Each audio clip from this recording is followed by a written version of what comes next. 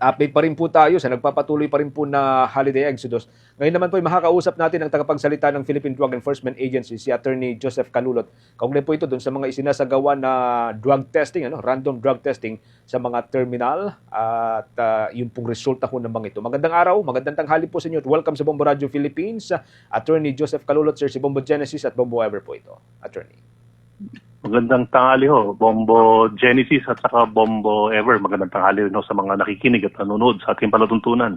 Thank you so much for joining us. Tayo po yung napapakinggan at napapanood live sa ating pong 32 stations nationwide, Attorney. Kamustahin po namin yung pong atin pong pagsasagawa ng random drug testing kasama po ang Land Transportation Office at ang Transportation Franchising and Regulatory Board. So far, ano pong mga resulta ho ang inyo pong nakuha, Attorney? Sa ngayon, Bombo, ongoing pa rin ho ang ginagawa nating Oplan Harabas na kung saan partner natin dyan ho, nabanggit nyo, ang LTO at saka LTFRB. And as of today, although hindi pa ho ito yung final count po natin, nasa mga 5,084 na individuals na ho, ang tinest ho natin nationwide na mga driver sa konduktor. And doon sa 5,084, may mga 50 na rin ho nagpositibo sa paggamit ng illegal na droga. Oh, grabe, dami ho pala nung 5,000, ano to, Attorney? Saan yung concentration ho natin? Nationwide po ito, Bombo. So sa mga terminal ng ating mga pampublikong bus, pampublikong jeep. So yung mga public transport po natin sa mga terminal, diyan tayo nasasagawa ng random drug testing. And kung tatanungin ho nila, bakit ito kailangan ng ganito? Itong Oplan Harabas po kasi, ito po yung sinasagawa ho natin together with the LTO and LTFRB to ensure na yung mga mananakay ho natin makakarating ho saan lang paroroganan safely. Dahil nga ho, lalong-lalo itong Semana Santa, we are expecting na magdadagsa ho mga tao sa ating mga terminal for them to return to their provinces para magnilay-ngilay.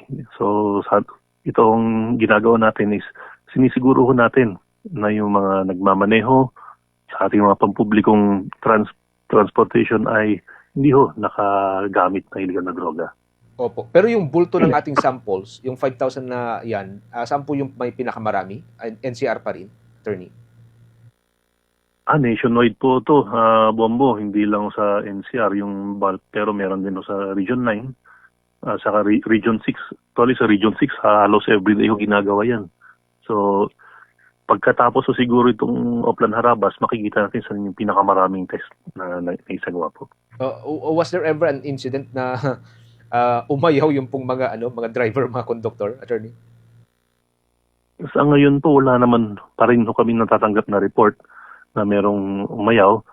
Pero pagka na-consolidate na ho natin lahat ng mga reports coming from our regional offices, dito natin malalaman kung meron ho bang tumanggi na magpa-drug test. Kung sakali man ho kasi may tumanggi, dito natin malalaman kung meron bang drug-free workplace policy yung kumpanya nila. Halimbawa, ito ay isang bus company and if the driver refused to undergo drug testing, titignan ho natin kung kasama ho ba sa drug-free workplace policy nila na dapat hindi ho maaaring tumanggi ang isang driver o isang empleyado nila when it comes to random drug testing. Dahil kung sakali man na mayroong drug-free workplace policy ho sila at tumanggi ho yung driver or empleyado at nakalagay ho doon sa kanilang polisiya ay dapat ho sila mag-undergo ng drug testing, sila na ho mananagot sa kanilang kumpanya. Kasi safety na ho ng mga pasahero, yun nakataya ho dito. Okay, Bombo Ever, with your questions, Attorney. Right. Attorney, last year po may mga balita po tayo na narestong individual sa Batangas Port na nagtanggap pong magpuslit ng mga illegal na droga. Kumusta po yung coordination po ninyo sa mga pantalan po para maiwasan po yung mga ganitong kaparehong insidente? Sa mga pantalan ho, Bombo Ever, patuloy ho yung ginagawa natin mga operations yan. Sa katunayan, lalong-lalo itong mga panahon na Semana Santa, yung ating mga interdiction units sa mga pantalan, pati sa mga paliparan, naka-alert po yung mga yan. And in fact, dyan sa airport, may mga nasasabat ko tayo na nais magpuslit din na illegal na droga. Pati sa mga pantalan natin, meron din tayong mga nahuhuli. Alright. Base po sa monitoring po ng PDEA, tumataas po ba yung illegal drugs activities kapag ganito pong mga holiday season? Usually kasi Bomboy, pagka ganito mga mahabang bakasyon, akala ko ng mga deal na illegal na droga, natutulog ho ang mga otoridad. Pero ito ho yung mga panahon na kung saan kaya naman ho, Attorney. especially Okay. driver, dahil ito ho, hawak-hawak po nilang mga sasakyan, tawag na extraordinary. So ito ay malaking bagay dahil it concerns the safety of the riding public. Po ba nakapokus, attorney, ito pong mga kumbaga sentro po ngayon na yung mga lugar na kung saan nakasentro po ngayon yung pagbabantay ng PDEA para maiwasan po natin yung mga pagpupuslit po ng illegal drugs, especially now na ginugunita po natin itong Semana Santa? Ang kasama ko dyan sa ating mga binabantayan is yung mga ports na ginagamit, especially yung sa mga roro, dahil marami rin dyan nagbabalak magpuslit ng mga illegal na droga through the use of yung ating mga roro. So dyan ho, ongoing yung ating mga sweeping ng ating narcotics detection dogs, yung ating K9 units. Nandyan ho sila nagsisweep ng mga sasakyan na dumadaan ho dyan sa ating roro. And aside from that, yung mga terminal din ho ng mga bus at saka mga jeep, ito yung mga ating mga binabantayan natin ngayon dahil baka meron din hong babalak magpuslit ng illegal na droga.